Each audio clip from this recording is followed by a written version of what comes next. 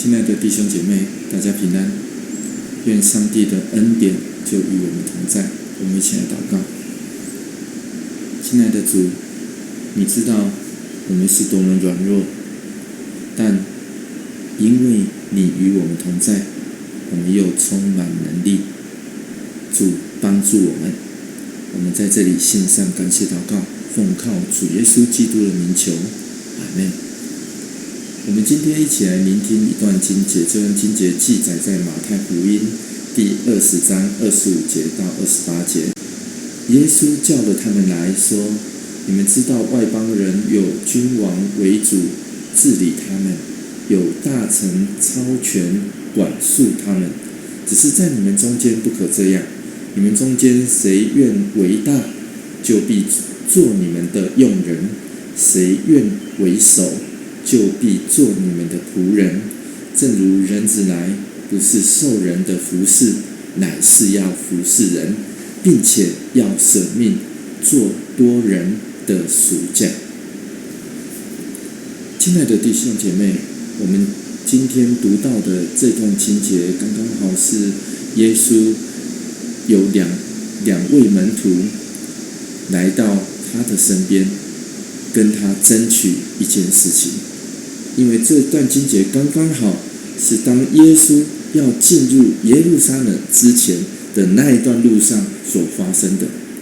而当时候主耶稣的这些门徒们，他们心里面都在想，当耶稣这一段路程要进入耶路撒冷，无非就是要进入到耶路撒冷来做王，他要做犹太人的王。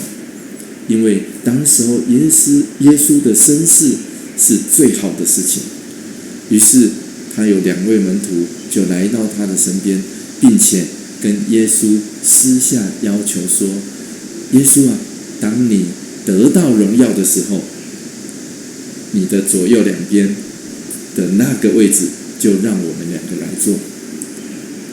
这是什么意思呢？这是在说他们两个要求，就好像我们今天如果用今天为例来讲，就是一个要求说我要做副总统，我要做行政院长。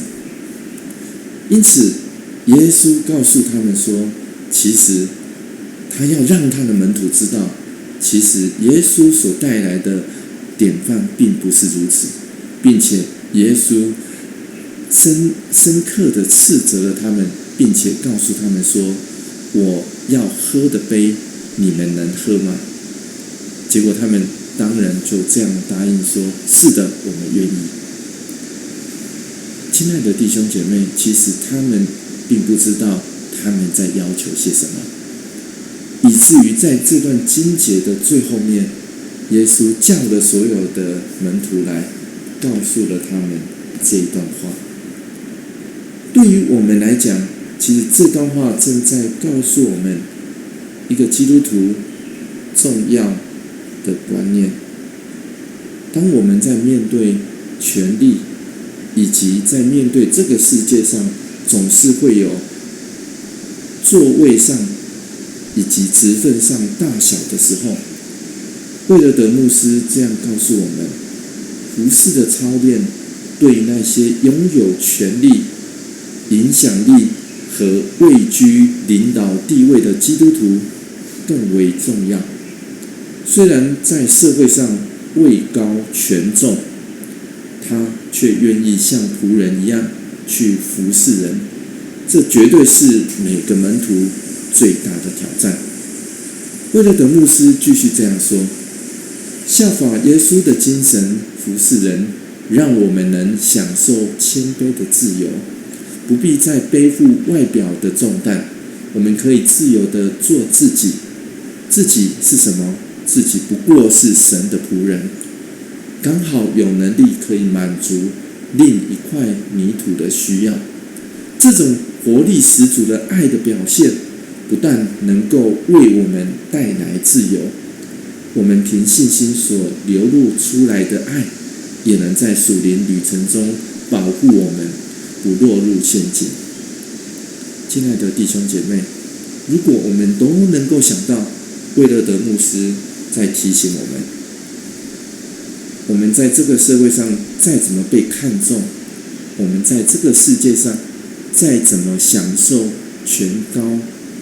权位的高或低，再怎么享受金钱所带给我们的地位，那有什么用？我们不过是一块泥土。对上帝来看我们而言，我们不过是一块泥土。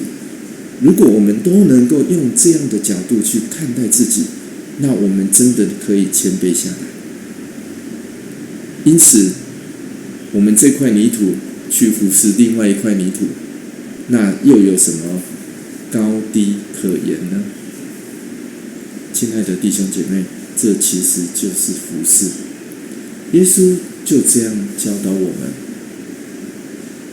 其他的地方有主有王，好像治理他们，来管束他们，只是在我们当中不可这样。为什么？因为我们都不过是上帝手中的一块泥土。愿上帝帮助我们，就看见这件事情，并且帮助我们更多的聆听我们彼此之间的需要。我们一起来祷告。亲爱的主，帮助我们不是去受人的服侍，乃是去服侍人。主帮助我们知道我们是多么有限跟软弱，即使我们在这个世界上别人赋予我们身上的角色有多重要，我们不过自始至终都是一块泥土而已。主，就求主你帮助我们更深的明白这件事情，因此我们可以放下一切，享受你所赐给我们活在这个世上的自由，真实用真心去服侍人，透过这样去彰显上帝你的荣耀。我们在这里献上感谢祷告，奉靠主耶稣基督的名求，阿们。